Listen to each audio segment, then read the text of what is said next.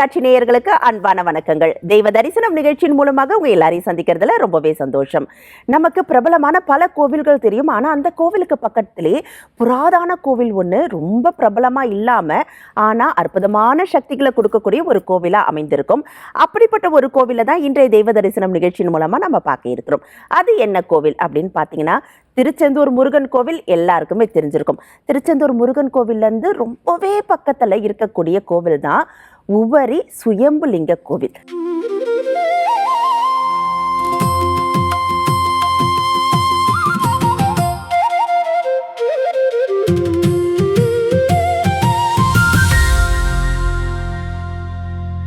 இங்க சுயம்பா இருக்கக்கூடிய அந்த மூர்த்தியுடைய சிறப்பு என்ன, இந்த உவரி கோவிலுக்கு இருக்கக்கூடிய பல அற்புதமான தகவல்கள் என்னங்கிறத தான் இன்றைய நிகழ்ச்சியின் மூலமா நம்ம கேட்டு தெரிஞ்சுக்க இருக்கிறோம்.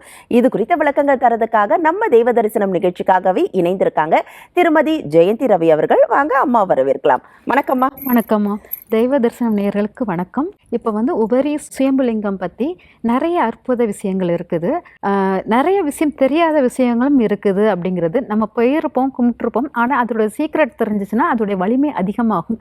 அதை பற்றி சின்ன சின்ன தகவல்கள் சொல்ல வந்திருக்கேன். நிச்சயமாம்மா, நீங்க அழகா ஒரு ஓப்பனிங் சொன்னீங்க. நிறைய கோவிலுக்கு போறோம், நம்மளும் கடமையே கண்ணா அப்படின்னு நிறைய பேரை பார்க்குறோம். திங்கள்னா ஒரு கோவில், செவ்வாய்னா ஒரு கோவில்னு போகக்கூடியவங்க கூட பல வருடங்களா தொடர்ந்து போயிருப்பாங்க ஒரே கோவிலுக்கு. ஆனா அந்த கோவிலுடைய வரலாறு தெரிஞ்சிருக்காது, சின்ன சின்ன தகவல்கள் தெரிஞ்சிருக்குமே தவிர நீங்க சொன்ன மாதிரி அற்புதமான பல உண்மைகள் அங்க நடந்திருக்கும், அதெல்லாம் தெரிஞ்சிருக்காது. அதை தெரிஞ்சுக்கிட்டு போகும்போது இதே மாதிரி நன்மைகள் நம்ம வாழ்க்கையிலும் நடக்கும் அப்படிங்கிற ஒரு நம்பிக்கை வரும் இல்லையா? அந்த வகையில இந்த உவரி கோயிலுடைய வரலாறு சொல்லுங்க, அங்க இருக்கக்கூடிய சுயம்பு லிங்கத்தை பத்தியும் சொல்லுங்கம்மா. உவரி கோயிலுடைய வரலாறு என்னன்னா, இது பார்த்தீங்கன்னா அந்த காலத்தில் ஒரு காடு மாதிரி இருந்த ஒரு இடம் அப்படிங்கிறத எடுத்துக்கலாம். அப்போ காடு மாதிரி இருந்த இடம், அந்த காலத்தில் ஒரு குறிப்பிட்டவங்களை கோயிலுக்குள்ளே விடாமல் வைத்திருந்திருக்காங்க. கோயிலுக்குள்ளே விடாமல் வைக்கும்போது அப்போ இந்த கடவுள் காட்சி கொடுத்துரு, உங்களுக்காக நான் உருவாகி வருவேன் அப்படின்னு சொல்லிட்டு காட்சி கொடுத்து சொல்லியிருக்கிறார் குறிப்பிட்ட இனத்து மக்களுக்காக. அப்போங்கும்போது அதை எதிர்பார்த்து காத்துக்கிட்டு இருந்த அந்த மக்கள் ஒரு குறிப்பிட்ட அந்த ஒரு நல்ல காடு மாதிரி இருக்கிற இடத்துல மேல் உபரி கீழ் உபரி அப்படி ரெண்டு உபரி உண்டு. அந்த மேல் உபரியிலிருந்து கீழ் உபரிக்கு வர்றவங்க, அதாவது ஆடு கண்ணு வச்சிருப்பாங்க, அவங்க மாட்டுப்பால் அந்த பால் எல்லாம் கறந்து வியாபாரத்துக்காக கீழ் உபரிக்கு வருவாங்க. அப்போ அதே போல் அப்போ மண் பானையில பால் எடுத்து வந்துகிட்டே இருந்திருக்காங்க. ஒரு பெண், ராசாத்தி அப்படிங்கிற ஒரு பெண் மண் பானையில சுமந்து வந்துகிட்டே இருக்காங்க. இந்த வந்துகிட்டே இருக்கும்போது அவங்க என்னன்னா, வர்ற வழியில ஒரு கடமை மரம் இது கால் தட்டி கீழே விழுந்துருந்தாங்க. கீழே விழுந்து அந்த பால் ஃபுல்லாக கொட்டி மண்பானையும் உடஞ்சிருது. உடனே திரும்ப வீட்டுக்கு போயிருந்தாங்க. கணவர்கிட்ட இந்த மாதிரி கடமை மரம் தட்டி, உடனே வீட்டுக்கார் ஓகே அடுத்த தடவை நீ போ எடுத்துகிட்டு போ அப்படின்னு சொல்லிட்டு அவர் விட்டுருந்தாரு. அடுத்த தடவை அதே இடத்துல அதே மாதிரி அவர் கவனமாக போகிறா, அதுவுமே அதே மாதிரி கடமை இது சுற்றி கீழே விழுந்துரு, திரும்பவும் பால் கொண்டு இப்படி ஒரு தொடர்ந்து அவர் நடக்கும். அப்போ அங்கே நீ என்ன தொடர்ந்து இதை சொல்கிற அப்படின்னு சொல்லிட்டு அவர் கூட வர்றாரு, ஒரு அருவாளோட எடுத்துகிட்டு வர்றாரு. வரும்போது அந்த மரத்தை வெட்டுறேன்னு சொல்லிட்டு வெட்டிடுறாரு. வெட்டும் போது அங்கிருந்து ரத்தமாக பீறிட்டு வருது. அந்த ரத்தம் பீறிட்டு வந்தோன்னா அவர் கணவர் பயந்து கீழே விழுந்துடுறாரு. இவ போய் ஊர் மக்களை கூட்டிட்டு இங்கே ரத்தம் பீறிட்டு வருது அப்படிங்கும்போது எல்லாரும் பார்க்கும்போது ஏன் இங்கே வருது அப்படிங்கும்போது அங்கே என்னன்னா அந்த மக்கள் உடனே சாமியாடி அருள் சொல்றக்கூடிய மக்களாக இருப்பாங்க. உடனே அவங்களுக்கு சாமியாடி அவங்களுக்கு அருளாக இருந்து இதுக்குள்ள நான் இருக்கேன், என்னை எடுத்து நீ வழிபாடு பண்ணு அப்படின்னு சொல்லிட்டு அங்கே கேக்குது. அந்த அருள் வாக்கு சொல்ற அந்த ஆளும் சொல்றாரு. உடனே அதை தோண்டி பார்க்கும்போது அந்த லிங்கம் வெளியே வருது. லிங்கம் வெளியே வந்தோடனே அந்த லிங்கத்தை எடுத்து இவங்க கும்பிடுறாங்க. அந்த லிங்கத்துல லிங்கத்தை எடுத்துக்கல, லிங்கத்தை எடுக்கிறதுக்கு முன்னாடி அந்த ரத்தத்தை நிப்பாட்டினா தானே லிங்கம் எடுக்க முடியும். அதான் ரத்தத்தை எப்படி நிப்பாட்டுறது அப்படின்னு சொல்லிட்டு அப்பமும் அவர் சொல்றாரு. அங்க அவர் ஒரு குறிப்பிட்ட இடத்த சொல்றாரு, இறைவன் அந்த இடத்துக்கிட்ட போங்க, அசிரீரியாக குரல், அந்த இடத்துல போனீங்கன்னா அங்க சந்தன மரம் இருக்கும், அந்த சந்தன மரத்தை அரைத்து அந்த சந்தன மரத்தை எடுத்துட்டு அதை அரைத்து என் நெற்றியில் பற்று போட்டால் நிப்பாட்டுகிறேன், ரத்தம் நின்னுரும் அப்படின்னு கேட்குறாங்க. அப்போ இந்த இடத்துல சந்தன மரம் வர்றதுக்கு வாய்ப்புகளே இல்லை, ஏன்னா உப்பு நீரில் சந்தன மரம் உருவாகாது, கடற்கரையை இதான். அதனால அதுக்கு முக்கிய ஸ்பெஷலே என்னன்னா, சிவன் கடற்கரையை ஒட்டி இருப்பது இதுதான். உபரி தான் மக்களுக்காக அருள் பாவிச்சுவாங்க. நம்ம வைக்கிறது வந்து ராமேஸ்வரத்துக்காக லிங்கம் படைச்சாரு. இது வந்து சிவன் வந்து மக்களுக்காக இந்த தென்கோடியில் ஒரு லிங்கத்துடன் அவர் காட்சி கொடுக்கணும்னே கொடுத்தார் அப்படிங்கிறது. திருநெல்வேலியில லாஸ்ட் எண்டர் பாயிண்டே அதுதான் அப்படிங்கிற மாதிரி அந்த இடத்துல வந்து அவர் காட்சி கொடுத்திருக்கிறாருங்கிறது அதுவே நம்மளுக்கு ஒரு அற்புதமான ஒரு சக்தி. அது மட்டும் இல்லாமல் இந்த மக்களுக்காக உருவாக்கப்பட்டவர். அதனால இவங்களை என்னன்னா பால் கறக்கிறவங்க தான் இவரை கண்டுபிடிக்கிறாங்க, பால் அபிஷேகம் பண்றாங்க. பால் அபிஷேகத்தை விரும்பி தட்டி தட்டி விட்டு பால் அபிஷேகத்தை வாங்கிக்கிறாரு. அப்புறம் சந்தனத்தை கேட்கிறாரு. சந்தன மரம் இல்லாத இடத்துல சந்தன மரம் எப்படி வரும் அப்படி யோசிக்கும் போது இந்த இடத்துல இருக்க போய் சந்தன மரம் எடுத்துட்டு வா அப்படி சொல்லிட்டு அந்த மரத்தை எடுத்துட்டு வந்து பற்று போடுறாங்க. நின்னுருது ரத்தம். நின்னோடனே அந்த சிலையை எடுத்துக்கொண்டு அவங்க வந்து அவங்க போக்கு அவங்களுடைய தாட் எப்படி இருக்கும், ஓலை குடிசை மாதிரி ஒரு தென்னங்கீற்றை வச்சு சுவர் எழுப்புவாங்க, மேலே பனை ஓலையை வைத்து அவங்க வந்து மேல்கூரை மேய்ஞ்சி அந்த சிவலிங்கத்தை வழிபாடு பண்ணியிருக்காங்க. அந்த குறிப்பிட்ட சமூகத்தினர் வழிபாடு பண்ணியிருக்காங்க. அது வந்து அவங்க கோயிலுக்கே போக முடியாதவங்களுக்காக உருவாக்கப்பட்ட இந்த தெய்வம் காட்சி கொடுத்திருக்காங்க. இது என்னன்னா எதோட எது லிங்க் ஆகும்னா மதுரையில உள்ள அதாவது பிட்டுக்கு மண் சுமந்தார் அப்படிம்பாங்க இல்லையா, ஒரு ஏழை பாட்டிக்காக அவர் வந்து தன்னை ஏழ்மைப்படுத்தி வந்தார்லே, அதனுடன் இது வந்து இந்த உபரி சிவலிங்கம் வந்து ஒத்து போகிற மாதிரி இருக்கும். அதனாலதான் இங்க வந்து வேண்டுதல் வைக்கிறவங்க என்னன்னா கடலிலிருந்து மண், அதாவது ஓலக்குட்டை அப்படிம்பாங்க, அந்த ஓலக்குட்டையில வச்சு மண்ணை எடுத்து கரையில போடுவாங்க. கடலுக்குள்ள இருந்து மண்ணை எடுத்து கரையில சேர்ப்பாங்க. அதுதான் அந்த பிட்டுக்கு மண் சுமந்த அந்த பரிகாரத்தை இங்க வந்து எடுத்து பண்ணுவாங்க. எங்களுக்காக கடவுள் வந்து அடி வாங்குறாரு, தலையில அடி வாங்கியிருக்காரு. அப்போ அதே மாதிரிதான் ஒரு பாட்டிக்காக அவர் பெரம்படி வாங்கி அது பிட்டுக்கு மண் சுமக்க அந்த மண்ணை தான் சுமந்து அது செல்வமாக மாறியது, நினைத்த காரியங்கள் நினைத்தது அப்படிங்கிறது அங்க மதுரையில் நடந்த காட்சியை வந்து இங்க வந்து எல்லா மக்களும் அந்த ஓலக்கொட்டைகளை வச்சு எடுத்து அது போடுவாங்க. ஏன்னா அங்க வந்து பனைமரம் ரொம்ப அதிகமாக இருக்கிற இடம். அதனாலதான் இங்க வந்து பிரபஞ்ச சக்தி அதிகமாக உருவெடுத்துக்கிட்டே இருந்திருக்குது. அதனால அந்த இடத்துல இருந்து மண்ணை எடுத்து கடல்ல இருந்து மண்ணை எடுத்து கரையில சேர்ப்பாங்க. அதுவும் அந்த ஓலக்குட்டையில வச்சுதான் எடுப்பாங்க. இந்த இது வந்து ஏழ்மை நிலையும் உள்ளவங்களுக்கு நான் எந்த இடத்துலயும் வந்து நிற்பேன். யாராக இருந்தாலும் ஏழ்மையாக இருந்தாலும் நீங்க நல்ல மனசுல நல்ல ஒரு அன்புடன் நீங்க என்னை வந்து பார்க்க வந்தீங்கன்னா எந்த ஒரு இதுவும் கிடையாது, என்னை வந்து நீங்க நேரடியாக பார்க்கலாம் அப்படிங்கிறதே இந்த சுயம்புலிங்கம் உவரி சுயம்புலிங்கம் வந்து அற்புதமான ஒரு சாட்சியாக நிற்கும். இதுல பாத்தீங்கன்னா 4 நன்னீர் ஊற்றுகள் உண்டு, நன்னீர் ஊற்று உண்டு, 4 இது உண்டு. அந்த 4ம் பயன்படுத்திக்குவாங்க. அப்புறம் தெப்பக்குளம் உண்டு. அந்த தெப்பக்குளமும் ரொம்ப விசேஷமானது. அந்த தெப்பக்குளத்தில் உற்சவர் வந்து இது பண்ணுவாங்க. இது மட்டும் இல்லாமல் இந்த கோயிலில் அற்புதம் வந்து என்னன்னா பேச்சியம்மன் உண்டு, இசக்கியம்மன் உண்டு. அது போக நம்மளுக்கு இந்த பேச்சியம்மன் இசக்கியம்மன் என்ன செய்வாங்க அப்படின்னு பார்த்தீங்கன்னா, பேச்சியம்மன் வந்து பேச்சு வராதவர்களுக்கு பேச்சு வர வைக்கக்கூடிய அற்புத சக்தி இவருக்கு உண்டு. வீரம் தைரியம் உள்ளவங்களுக்கு பேச்சு நல்லா வரும். கொஞ்சம் பயந்த சுபாவம் அதாவது இருக்கிறவங்க திக்குவாயாக மாறிவிடும். அந்த திக்குவாயை வந்து பேச்சியம்மனால் குறைக்க முடியுமா. அதனால் செவ்வாயின் பலம் குன்றியவர்கள், செவ்வாய்ங்கிறது நம்ம வாக்கு சித்தி வாக்கு, அதனால அந்த பயம் தைரியம் இழந்தவர்களுக்கு பேச்சியம்மன் துணையாக இருப்பார். அப்படிங்கிறதுனால அந்த பேச்சியம்மனுக்கு தேன் அபிஷேகம் பண்ணணும் அப்படின்னு இருக்கு. ஆமா. அப்புறம் இசக்கியம்மன்னால கையில குழந்தையோட இருப்பா. அப்ப அதனால அவளுக்கு வந்து நம்ம குழந்தை வரம் கொடுக்கக்கூடியவள் அப்படின்னு சொல்லிட்டு அவளையும் நம்ம வச்சிருப்போம். வன்னி சாஸ்தா அப்படிம்பாங்க, வன்னியடி சாஸ்தா அப்படிம்பாங்க. சாஸ்தாங்கிறது ஒவ்வொருத்தருக்கும் குலதெய்வம். இப்ப பேச்சியம்மனும் குலதெய்வம், இசக்கியம்மனும் குலதெய்வம், வன்னியடி சாஸ்தாவும் குலதெய்வம் தான். அதுக்கப்புறம் பார்த்தா பிரம்ம சக்தி அப்படிங்கிற ஒரு தெய்வமும் இருக்குது. அந்த பிரம்ம சக்தி வந்து ரொம்ப பிரம்மாண்டமான ஒரு சக்தி தேவி. அவளும் அங்க வந்து முக்கியத்துவம் வாய்ந்தவளாக இருக்கா. அந்த பிரம்ம சக்தி வந்து கொஞ்சம் அந்த அவளுடைய சிலை வந்து கொஞ்சம் சிதலம் அடைஞ்ச மாதிரி ஆயிருக்குது.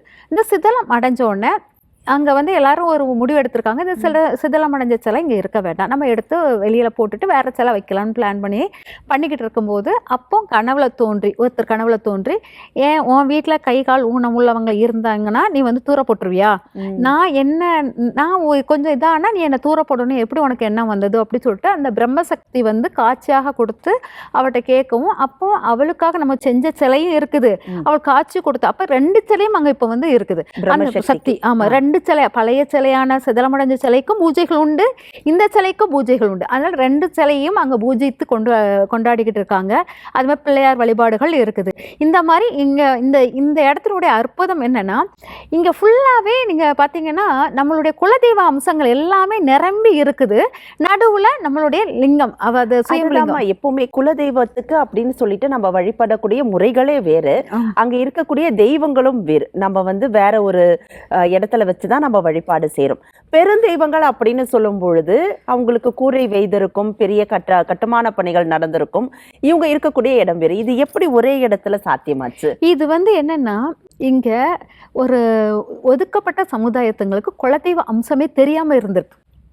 சில பேருக்கு குலதெய்வம்னா என்னன்னே தெரியாம இருக்கிறவங்களுக்கு எல்லா குலதெய்வமும் ஒருங்கே பெற்ற, நம்மளுக்கு சூரியன் தான் குலதெய்வ அம்சத்துக்கு முதல் தோன்றியவன் சூரியன், அதுதான் குலதெய்வ அம்சமாக எடுத்திருப்போம். அவனை சென்றா வச்சு அவன் சுயம்புவாக நான் உங்களுக்காக வாரேன் காக்கிறேன் அப்படின்னு சொல்லிட்டு உன் குலத்தை காக்கிறேன் தோன்றியவன் உபரி சுயம்பு லிங்கம். குலதெய்வத்துக்கு அப்படின்னு சொல்லிட்டு நம்ம வழிபடக்கூடிய முறைகளே வேறு, அங்க இருக்கக்கூடிய தெய்வங்களும் வேறு. நம்ம வந்து வேற ஒரு இடத்துல வச்சுதான் நம்ம வழிபாடு செய்யறோம். பெருந்தெய்வங்கள் அப்படின்னு சொல்லும் பொழுது அவங்களுக்கு கூரை வெய்திருக்கும், பெரிய கட்டுமான பணிகள் நடந்திருக்கும், இவங்க இருக்கக்கூடிய இடம் வேறு. இது எப்படி ஒரே இடத்துல சாத்தியமாச்சு? இது வந்து என்னன்னா, இங்க ஒரு ஒதுக்கப்பட்ட சமுதாயத்துங்களுக்கு குலதெய்வ அம்சமே தெரியாம இருந்திருக்கு.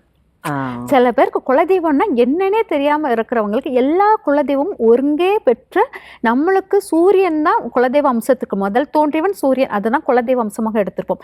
அவனை சென்றா வச்சு அவன் சுயம்புவாக நான் உங்களுக்காக வாரேன் காக்கிறேன் அப்படின்னு சொல்லிட்டு உன் குலத்தை காக்கிறேன் தோன்றியவன் உபரி சுயம்பு லிங்கம். அவரை சென்றா வச்சு மீதி எல்லா தெய்வங்களும், பிரம்மசக்தி, அப்புறமா நம்மளுடைய பேச்சியம்மன், எல்லா தெய்வங்களும் அங்க வந்து குழுமி இருக்கிறது, எல்லா குலதெய்வ அம்சமும். அப்போ நம்மளுக்கு குலதெய்வம் தெரியல அப்படிங்கிற ரொம்ப ஒரு முரண்பாடுல, என்ன குலதெய்வம் தெரியல அப்படிங்கும் போதே நம்மளுக்கு நோய் தொற்றுகள் வர ஆரம்பிச்சிடும். நோய்களினுடைய உடம்பில் வந்து எலும்புகள் இதெல்லாமே கொஞ்சம் கொஞ்சமா நம்மளுக்கு வீக் ஆகும். அது மட்டும் இல்லாமல் ஒரு குடும்பத்தின் முக்கிய தலைமை பொறுப்புகள் யாருமே ஒழுங்கா எடுத்து நடத்த முடியாமல் குடும்பம் சிதலமடையும், குலதெய்வம் தெரியாத வீட்டில். அந்த மாதிரி குலதெய்வத்துடைய அம்சம் குலதெய்வம் தெரியாத வீட்டில் ஆண் பிள்ளை வாரிசுகள் குறைவாக பிறக்கும். இந்த மாதிரி விஷயங்கள்லாம் நம்மளுக்கு வரும்போது குலதெய்வத்துடைய நம்ம வந்து போக்கு வந்து மாறி போச்சு அப்படிங்கிற அர்த்தம். இதே சரி பண்ணலாம், இது என்னுடைய குலத்தில் நான் வந்து சரியா எதையுமே எடுத்துட்டு வர முடியல, சில பேர் ஊர் விட்டு ஊர் போனதுனால குலதெய்வம் மறந்துருக்கும், இதெல்லாமே நமக்கு சரி பண்ண ஒரே இடம் வந்து இந்த சுயம்பு உபரி வந்து நமக்கு ஒரு அற்புதமான ஒரு மருந்தாக இருக்கும். இதுல வந்து 48 நாட்கள் விரதம் இருக்கலாம். 48 நாட்கள் விரதம் இருந்து நம்ம வந்து சாமிக்கு வந்து அபிஷேகம் பண்ணதுக்கு எல்லாம் பண்ணிட்டே இருந்தோம்னா, 48 நாட்கள் விரதமும் அபிஷேகங்களும் பார்த்துட்டு அந்த கடல் நீரில் குளித்து அப்புறம் நன்னீரில் குளித்து சாமி அபிஷேகம் பார்த்துட்டு வரும்போது இந்த 48 நாட்களில் உங்களுக்கு நோய்களின் தீர்வுகள் கிடைச்சிருக்குங்கிறது இருக்குது. அதுக்கு ஒரு உதாரணமாக அங்க கட்டடங்கள் கட்டியிருப்பாங்க. அந்த ஒருத்தருக்கு கூண் விழுந்திருக்கு, அந்த கூண் வந்து ஒரு ஆசாரிக்கு கூண் விழுந்திருக்குது, கூண் விழுந்தவன் சொல்லிட்டு அவருக்கு பட்டப்பெயர் வச்சு ரொம்ப பேச ஆரம்பிச்சிருக்காங்க. அவர் வந்து என்னன்னா ஒரு குறத்தி வந்து அவங்களுக்கு வந்து குறி சொல்லி நீ உனக்கு இது சரியாயிரும் அப்படி சொல்லிட்டு இங்க போ அப்படி சொல்லியிருக்கிறாங்க. அதே மாதிரி 48 நாட்கள் அவர் வந்து இங்க வந்து கட்டுச்சோறு கட்டி நடந்து வந்து இங்க விரதம் இருந்து அவர் அந்த கூண் வந்து அப்படியே சரியாகி அவர் உடல்நலம் நல்லா மாறிடுச்சு. அதுக்கு அவர் வந்து இதாக மண்டபம் கட்டி கொடுத்தாரு அப்படிங்கிறதும் அங்க இருக்குது. அவருடைய பேர்ல அங்க ஒரு மண்டபம் இருக்கு. அதனால இந்த மாதிரி ஒவ்வொரு சாட்சிகளும் நம்ம ஒவ்வொன்றா எடுத்துட்டு வரலாம். நிறைய சாட்சிகள் இருக்குது. இந்த சாட்சி வந்து நமக்கு ஒரு மண்டபமா நிக்கிறதுனால நம்ம சொல்லதுக்குரியதாக இருக்குது. அதே சமயம் நிறைய பேர் வந்து இப்போ ஒரு ஆங்கிலேயர் வரும்போது எல்லா கோயிலையும் ஆட்டி படைச்சாங்க. அதே போல் இந்த கோயிலையும் நம்ம எடுத்துடலான்னு சொல்லிட்டு அவங்க ட்ரை பண்ணும்போது இதை வந்து தோண்ட அவரால் அவருடைய அடிமுடி காண முடியாத சிவனும் பிரம்மனும் தோற்றது போல் அவனும் ஆங்கிலேயர்களும் தோற்றார்கள், அப்படி விட்டுட்டு போயிட்டாங்க அப்படிங்கிறதும் கதைகள் உண்டு.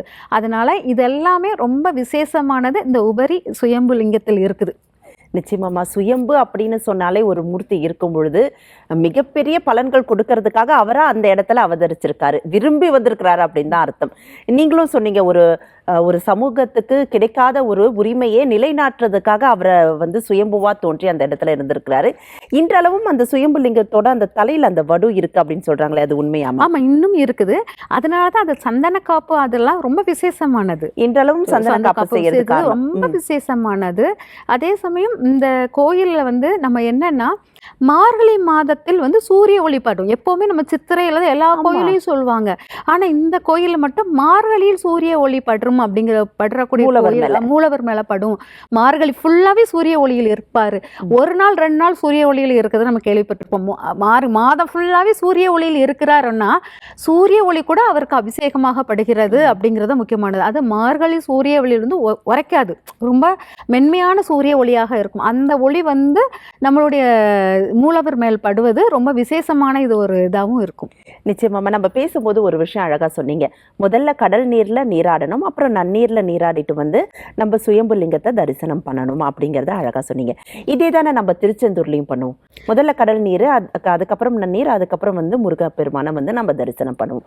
2 கோவில்களுக்கும் ஏதாவது தொடர்போ இல்லைன்னா ஒரு எப்பவும் நம்ம சொல்லுவோம் இல்லையா, இந்த கோவில்கள்லாம் நேர்கோட்டில் அமைந்திருக்கு, ஒரு சேர பார்க்கலாம் அப்படின்னு சொல்லுவோம் இல்லையா, அந்த ஒரு வரிசையில இந்த கோவில் இருக்கா? கண்டிப்பாக. இதில் வந்து என்னென்னா நீங்கள் சொல்கிற மாதிரி இங்கே வந்து விசேஷ நாள்னா வைகாசி விசாகம் விசேஷமாக இருக்கும். அது வைகாசி விசாகம்ங்கிறது நம்மளுடைய முருகருக்கு. அதுமாதிரி தைப்பூசமும் இங்கே விசேஷமாக இருக்கும், அதுவும் முருகருக்கு. அப்போ இந்த முருகர் குழுது இங்கேயும் நல்ல காண்டாக்டில் இருக்குது. திருச்செந்தூர் முருகர் குழுதும் இங்கே உள்ள உபரி குழுதும் ரொம்ப நேரடி தொடர்பு இருக்கிற மாதிரி நம்மளுக்கு கொடுக்கும். இன்னொன்று என்னென்னா மகர மீன் அப்படின்னு ஒரு மீன் இருக்குது. அந்த மீனுக்கு மோட்சம் கொடுத்தது அப்படிங்கிற ஒரு இது இருக்குது எங்கள் திருச்செந்தூர்ல. அங்க ஒரு மண்டபத்துல அந்த மகர மீன் மோட்சம்னே நம்ம வச்சிருப்போம்.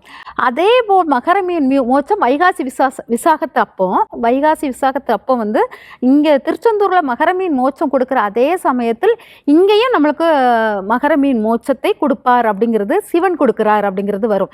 இது பார்த்தீங்கன்னா சிவனுடைய அம்சமும் முருகருடைய அம்சமும் ஒண்ணுதான் அப்படிங்கிறது முக்கியமானது.